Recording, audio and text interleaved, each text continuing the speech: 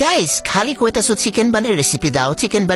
দাও নাও chicken staff বানের recipe দিয়ে দিলাম তোমাদেরকে একদম বেকারি স্টাইল মানে এত স্বাদে চিকেন বান মানে খাইলে তুমি এর স্বাদ বুঝতেই পারবে না তারপর চুলায় তৈরি করছি বিশ্বাস করা যায় কেমনে তৈরি করছি চলো দেখাই দিই প্রথমে ডোটা বানাই নি তার জন্য দেখো একটা মিক্সিং বলে নিয়ে নিচ্ছি 1.5 কাপ ময়দা স্বাদ মতো লবণ আর দিয়ে দিচ্ছি 1 টেবিল চামচ চিনি আর 1 চামচের কম পরিমাণে ইস্ট থেকে পাটা বা ময়দার জন্য 1/2 চামচ করে ইস্ট ব্যবহার করতে হয় আর অবশ্যই ভালো ব্র্যান্ডের ইস্ট ব্যবহার করবা তারপর সবকিছু গুটাগুটি করে নিয়ে এবার দিয়ে দিচ্ছি কুসুম গরম লিকুইড দুধ অল্প করে দিব আর গুটাগুটি করে মিশিয়ে নিব সো গাইস দেখো মিশিয়ে নেওয়ার পর এবার দিয়ে দিচ্ছি 2 টেবিল চামচ পরিমাণ সয়াবিন তেল এবার শরীরে যত প্রকার শক্তি আছে ইচ্ছা মতো ঘুষাঘুষি মাথামতি কইরা এটাকে বানাই নিমু মানে ডোটা বানাই নিমু গাইস তো দেখো গাইস হয়ে গেছে আর অবশ্যই রুটি পরোটা যে তৈরি করো তার চেয়ে একটু সফট করে এই ডোটা তৈরি করবে এখন দেখো গোল করে নিয়ে এটাকে আমি বলে সে দিয়ে দিছি উপরে কিছুটা তেল মাখায় আছে এখন ঢাকনা দিয়ে ঢেকে এটাকে 1 ঘন্টার জন্য রেস্টে রেখে দিব এবার আমি ভিতরে চিকেনের পুরটা রেডি করবো আর এত মজার হয় এই চিকেনের পুরটা খাইতে শুধু দেখো কেমনে বানাই অল্প একটু তেল দিয়ে দিচ্ছি বেশি করে পেঁয়াজ কুচি পেঁয়াজটা হালকা বাদামি হয়ে আসলে এখানে দিয়ে দিচ্ছি আদা রসুনের পেস্ট এইখানে 2 চামচের মতো আদা রসুনের পেস্ট দেওয়া হচ্ছে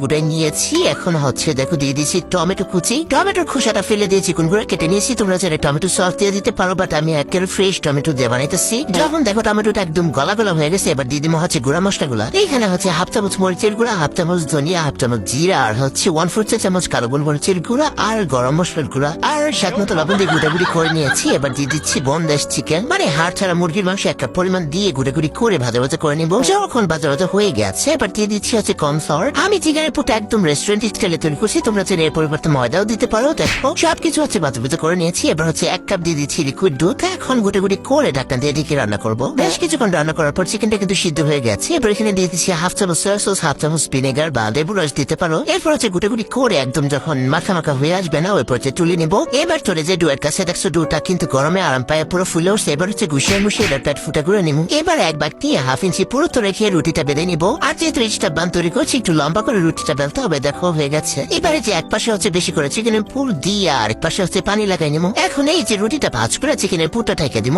আর এই কাজগুলো দেখলেই বুঝতে পারবা খুবই সহজ তোমাদের কাছে আমার একটা অনুরোধ গাইস অবশ্যই এই ভিডিওটাতে বেশি করে লাইক আর শেয়ার করে দিও কারণ আমার একটা ভিডিওতে 5 লাখ ভিউ লাগবে তাহলে আমার একটা বোনাস হয়ে যায় আর একটা দিন সময় আছে তাড়াতাড়ি করো এখন এই যে বাড়তি অংশটা ছুটিতে কেচ করে কেটে নিব কাটা হয়ে গেছে এখন এখান থেকে একটু পানি ব্রাশ করে এগুলো এই যে সিল করে দেবো দেখছো কেমন দিতেছি একটু দেখো হয়ে গেছে এবার এগুলো কিছুক্ষণ রেস্টে রেখে দিয়ে উপরে হচ্ছে কিছুটা ডিম দুধের মিশ্রণ ব্রাশ করে নিয়ে উপরে তিল দিয়ে দিব সাদা তিল হাঁড়িটা 10 মিনিট ফিট করে নিয়ে কাগজের স্ট্যান্ড দিয়ে তারপর মোলটাকে দিয়ে দিচ্ছি এরপর ঢাকনা দিয়ে ডেকে 25 থেকে 30 মিনিট বেক করবা হওয়ার পর একটু ঘি ব্রাশ করে দিব তার উপরে একটা গ্লাসি ভাব চলে আসবে ওরে